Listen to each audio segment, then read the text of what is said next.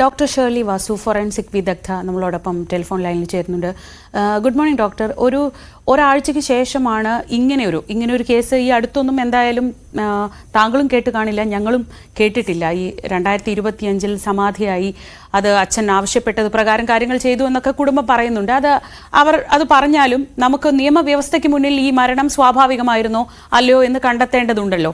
ഇന്നിപ്പോൾ അവർ പറഞ്ഞതുപോലെയൊക്കെയാണ് ഇതുവരെ കണ്ട കാര്യങ്ങൾ. ഈ മൃതദേഹം ഈ ഗോപൻ സ്വാമിയുടേത് തന്നെയാണോ എന്നറിയണം, മരണകാരണം അറിയണം. ഈ ഒരാഴ്ചയ്ക്ക് ശേഷം ഈ പ്രായാധിക്യമുള്ള ഒരു മനുഷ്യൻ, അസുഖങ്ങളൊക്കെ ഉണ്ടായിരുന്നു, അത് എത്രത്തോളം സാധ്യമാണ്? ഈ പോസ്റ്റ്മോർട്ടം നടപടികളിലൂടെ ഇതിലെ മുഴുവൻ അസ്വാഭാവികതയും നീക്കാൻ കഴിയുമോ?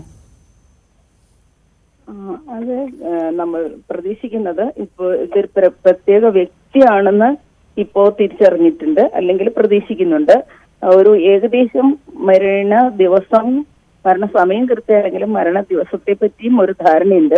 കാരണം അദ്ദേഹത്തിന് അവസാനം കണ്ട ഒരു ദിവസം വെച്ചിട്ടാണ് നമ്മൾ അറിയുക.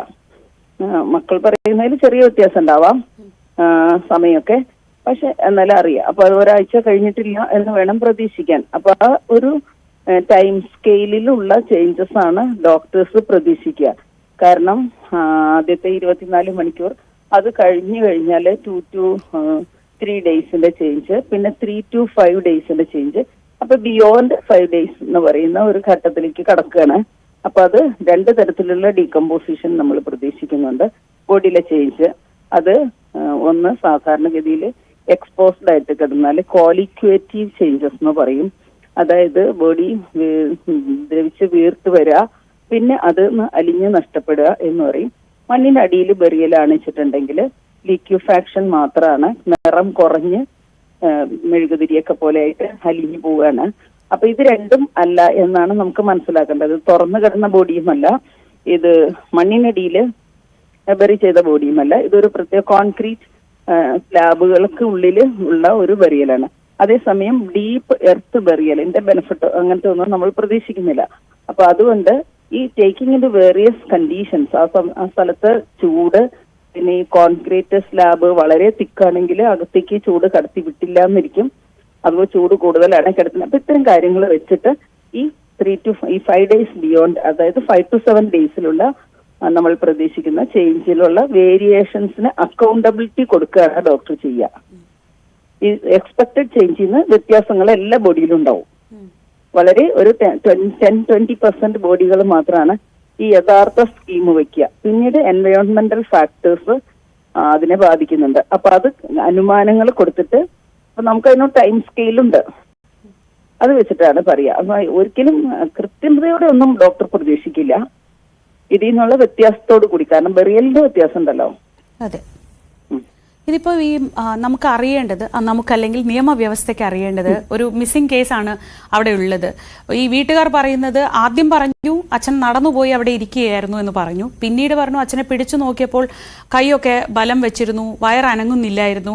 അതായത് മരണമാണോ എന്ന് ചോദിക്കുമ്പോൾ അവർ പറയുന്നത് മരിച്ചിട്ടില്ല, സമാധിയാണ്. അത് അവരുടെ വിശ്വാസം. പക്ഷേ നമുക്കറിയേണ്ടത് ജീവനോടെയാണോ അല്ലാതെയാണോ ഈ ബറിയൽ സംഭവിച്ചത്, അല്ലെങ്കിൽ ഈ കോൺക്രീറ്റ് പീഠത്തിനകത്ത് ഇദ്ദേഹത്തെ ഇരുത്തിയത്. ഇതാണല്ലോ ഏറ്റവും ബേസിക്കായി അറിയേണ്ടത്. ഓക്കെ, അവർ മരണത്തിന് പറയുന്ന ഒരു ദിവ്യന്റെ മരണം അദ്ദേഹത്തിന്റെ അറിവോടുകൂടി, അല്ലെ അദ്ദേഹം അവെയർ ആയിക്കൊണ്ട് തന്നെ ആ മരണത്തിലേക്ക് പോയി എന്നുള്ള ഒരു അർത്ഥത്തിൽ മാത്രമാണ് ഈ സമാധി എന്ന് പറയുന്നതെന്നാണ് ഞാൻ മനസ്സിലാക്കുന്നത്. സ്വാഭാവികമായും അച്ഛൻ മരിക്കുന്നതിന് തൊട്ട് മുമ്പ് അച്ഛൻ അത് അറിവുണ്ടായിരുന്നു എന്നുള്ളതാണ് അവർ വേറൊരു വാക്കില് വ്യക്തമാക്കുന്നത്. കുറച്ചൊക്കെ ഡെലൂഷൻസ് അല്ലെ ഫിക്സഡ് ഐഡിയാസ് ഒക്കെ ഉള്ളവർ സംസാരിക്കുന്നത് പോലെയാണ് മകന്റെ സംസാരം നമുക്ക് മനസ്സിലാക്കുന്നത്. അപ്പൊ അവർക്ക് ഒരു ധാരണ പശുക്കുള്ള കുടുംബമാണെന്നാണ് മനസ്സിലാക്കുന്നത്. അവരുടെ ഒരു മകൻ നേരത്തെ മരിച്ചതിനെ തുടർന്നിട്ട് കുടുംബത്തിന് മുഴുവൻ ബാധിച്ച ഒരു ഗ്രീഫിന്റെ പ്രതികരണമായിരിക്കാം ഇത്. അമിതമായിട്ട് അത്തരം ആൾക്കാരെ നമുക്ക് ഡോക്ടർ എന്നുള്ള നിലയിൽ കുറ്റപ്പെടുത്താനൊന്നും സാധിക്കില്ല. അത്തരം ഗ്രീഫുകളും അവസ്ഥകളും അനുഭവിച്ചവർ ഉണ്ടാകുന്ന വ്യത്യസ്ത പ്രതികരണങ്ങളാണ്. അപ്പൊ ഒരു അവയർനെസ്സിലെ വ്യത്യാസമാണ് അവർ പറയുന്നത്. പക്ഷെ മരണം തന്നെയാണ് അവര് ആ വാക്ക് ഉപയോഗിക്കാൻ അവർക്ക് താല്പര്യമില്ല. അപ്പൊ മരിച്ചതിന് ശേഷം അവർ ബറി ചെയ്തു എന്നുള്ളതാണ് അവർ വ്യക്തമാക്കുന്നത്. അപ്പൊ അത് എന്ത് മരിച്ചു എന്ന് വെച്ചാല് സ്വാഭാവിക അസുഖങ്ങളുള്ള ആളാണ്, മരുന്നെടുക്കുന്ന ആളാണ് എന്ന് പറയുന്നു. പക്ഷെ മരുന്നെടുത്തത് അല്ലാതെ ഭക്ഷണം കഴിച്ചതായിട്ട് പറയുന്നില്ല, ഭക്ഷണം കഴിച്ചിട്ടുണ്ട് എന്നുള്ളത് പറയുന്നില്ല. അപ്പൊ ഡയബറ്റീസ് ഒക്കെ ഉള്ള ഒരാൾക്ക് സ്വാഭാവിക മരണം സാധ്യമാണ്. പ്രായമുണ്ട്, ഡയബറ്റീസിന്റെ ഹൈപ്പർ ടെൻഷന്റെ മരുന്ന് കഴിക്കുന്നു എന്ന് പറയുന്നു. അപ്പൊ ഈ സ്വാഭാവിക രോഗങ്ങൾ കാരണം മരണപ്പെട്ടതാവാനുള്ള സാധ്യതയാണ് കൂടുതലും കാണുന്നത്. അതല്ലാതെ എന്തെങ്കിലും ശ്വാസം മുട്ടിച്ചോ അല്ലെങ്കിൽ അത് നമുക്ക് ഈ പരിശോധനയിൽ അറിയാൻ കഴിയുമല്ലോ. അതായത് തീർച്ചയായിട്ടും ഈ മരണകാരണം ശ്വാസം മുട്ടി അങ്ങനെയാണെങ്കിൽ ജീവനോടെയാണ് ആ ബറിയൽ നടന്നത് എന്നൊരു നിഗമനത്തിലേക്ക് എത്തില്ലേ?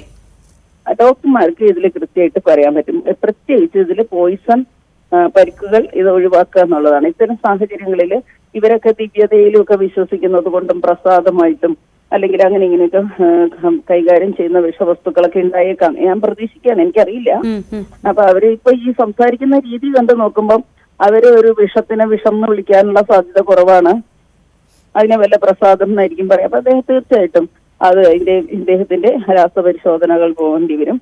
പരിക്കുകൾ ഉണ്ടോ ഇല്ലയോ എന്നുള്ളത് ഡോക്ടർമാർക്ക് പരിശോധിച്ചറിയാൻ പറ്റും.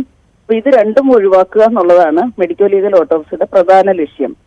പിന്നെ ഈ സ്വാഭാവിക രോഗങ്ങളാണെങ്കിൽ കൃത്യതയോടെ രോഗം നിർണയിക്കാൻ പോസ്റ്റ്മോർട്ടം വളരെ പെട്ടെന്ന് നടത്തുന്നതാണ് നല്ലത്. ഇപ്പൊ 5 ദിവസത്തെ താമസം കൊണ്ട് ടിഷ്യൂ ശരീര കലകളിലൊക്കെയുള്ള വ്യത്യാസം കൊണ്ട് ഇദ്ദേഹത്തിന്റെ രോഗകാരണം ഹിസ്റ്റോപാത്തോളജിയിൽ സ്ഥാപിച്ചെടുക്കാൻ സാധ്യമല്ല.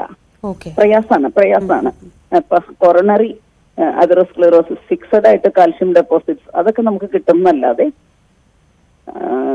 ഈ പെട്ടെന്ന് ലിവർ സ്വാഭാവിക രീതിയിലുള്ള ഒരു മരണകാരണം പെട്ടെന്ന് അറിയാൻ ഒരു പക്ഷേ കഴിയില്ല. അല്ല, ഹൃദ്രോഗമാണെങ്കിൽ അറിയാൻ പറ്റും.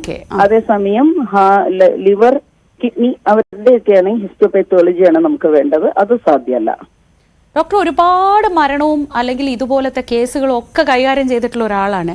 ഇങ്ങനെ ഒരു കേസ് ഡോക്ടറിന്റെ ഒരു കരിയറിൽ എവിടെയെങ്കിലും ഡോക്ടർ കേട്ടിട്ടുണ്ടോ? ഇത് ഞാൻ അങ്ങനെ പറയാൻ പാടില്ല, ഒരു മനോനില ശരിയല്ലാത്ത ഒരു കുടുംബത്തിൽ സംഭവിച്ചു പോയതാണ്.